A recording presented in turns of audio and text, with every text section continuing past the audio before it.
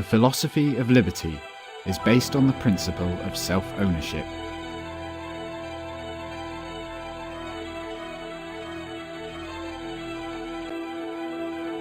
You own your life.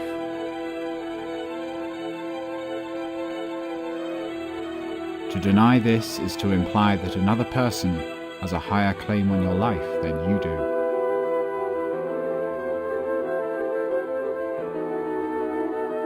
No other person or group of persons owns your life, nor do you own the lives of others.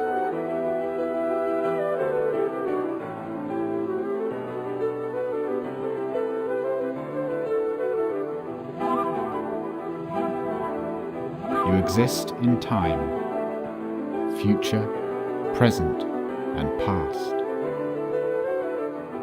This is manifest in life, liberty, and the product of your life and liberty. To lose your life is to lose your future. To lose your liberty is to lose your present. And to lose the product of your life and liberty is to lose that portion of your past that produced it. A product of your life and your liberty is your property. Property is the fruit of your labor, the product of your time, energy, and talents.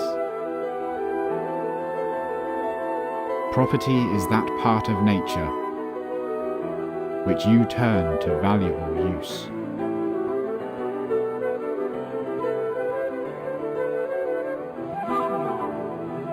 Property is the property of others that is given to you by voluntary exchange and mutual consent. Two people who exchange property voluntarily are both better off, or they wouldn't do it. Only they may rightfully make that decision for themselves.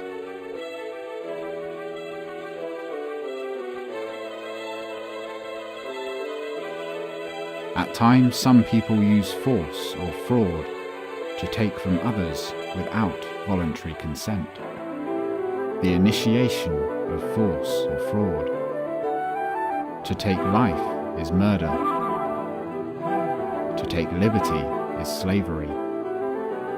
And to take property is theft.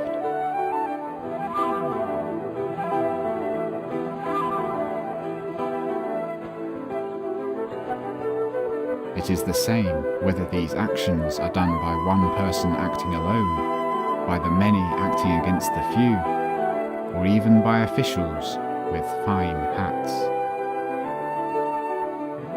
You have the right to protect your own life, liberty, and justly acquired property from the forceful aggression of others.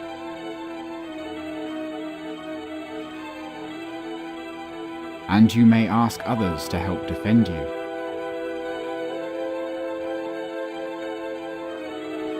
But you do not have the right to initiate force against the life, liberty, and property of others. Thus, you have no right to designate some person to initiate force against others on your behalf.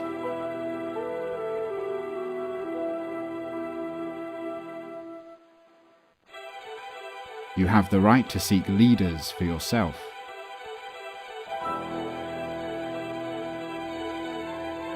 But you have no right to impose rulers onto others.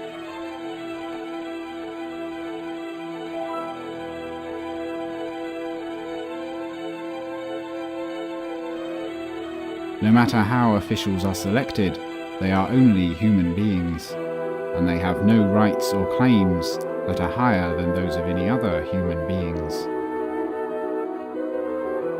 Regardless of the imaginative labels for their behavior, or the numbers of people encouraging them, officials have no right to murder, to enslave, or to steal.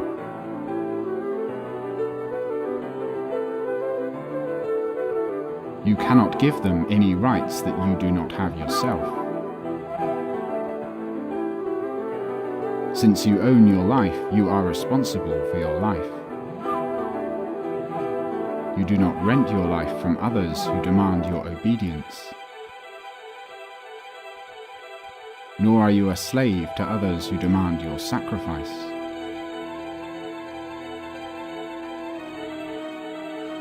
You choose your own goals based on your own values. Success and failure are both the necessary incentives to learn and to grow. Your action on behalf of others or their action on behalf of you is virtuous only when it is derived from voluntary mutual consent. For virtue can exist only where there is free choice. This is the basis of a truly free society. It is not only the most practical and humanitarian foundation for human action, it is also the most ethical. Problems in the world that arise from the initiation of force by government have a solution.